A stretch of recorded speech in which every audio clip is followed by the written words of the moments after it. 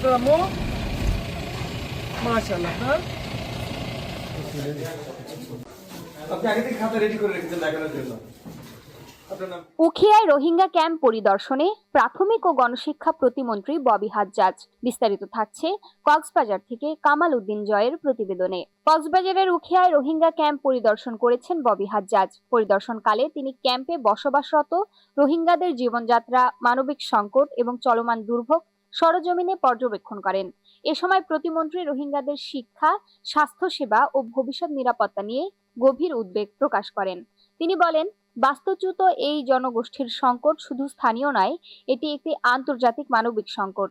এ সমস্যার টেকসই সমাধানে সরকার ও আন্তর্জাতিক সম্প্রদায়কে সমন্বিতভাবে কাজ করতে হবে। তিনি আরো জানান, মানবিক সহায়তা ও শিশুদের শিক্ষার সুযোগ নিশ্চিত করতে সরকার নিরলসভাবে কাজ করে যাচ্ছে এবং ভবিষ্যতেও এ প্রচেষ্টা অব্যাহত থাকবে। আপনার নাম কি মা? শারজিনা আক্তার। এবার ঠিক বলেছি? অনেক সুন্দর।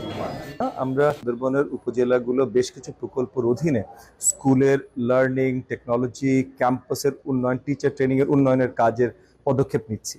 সো আমরা ওই বেস লাইন নিজেদের একটা সার্ভে করা, যে মানে কোথায় আছে, লার্নিং এর অবস্থা কি আছে, যার ভিত্তিতে এই প্রকল্পে আর কি কি আমরা ঢুকাতে পারি, টেকনোলজি কতখানি আসলে প্রয়োজন, টিচারদের ট্রেনিং কোন লেভেলে আছে কতখানি। সো আমরা কিছু 6-7টা 8-10টা স্কুল ভিজিট করছি, তাদের লার্নিং এর অবস্থান দেখছি, মানে বাচ্চাদের ক্লাস 3, 4, 5 এর বাচ্চাদের অ্যাসেসমেন্টের অবস্থান দেখছি, টিচারদের অবস্থান দেখছি, ক্যাম্পাসের অবস্থা দেখছি, ক্যাম্পাসের ওয়াশ ব্লক কেমন আছে, ক্লাসরুমের আপনার অবকাঠামোগত কি অবস্থান, পর্যাপ্ত পরিমাণের মানে লাইট বা বাতাস প্রবাহের ব্যবস্থা। সো এই সব ডিটেলগুলোই আমরা দেখতে চেষ্টা করছি, যার আলোকে বড় করে এই প্রকল্পগুলো সাজানো হবে। শিক্ষার্থীদের ক্লাসরুমে আনা থেকে শিক্ষিত করে ক্লাসরুম থেকে বের করা পর্যন্ত যা যা কিছু প্রয়োজন, মানে জুতা ব্যাগ থেকে শুরু করে শিক্ষার কারিকুলাম, টেকনোলজি, কোনো কিছু বাদ নেই, সবকিছু নিয়ে আমরা বড় বড় পদক্ষেপ নিচ্ছি। একজন শিক্ষার্থীর জন্য একজন শিক্ষক। এই স্কুলে 150-র মতো শিক্ষার্থী আছে, 6 জন শিক্ষক ইতিমধ্যে আছে।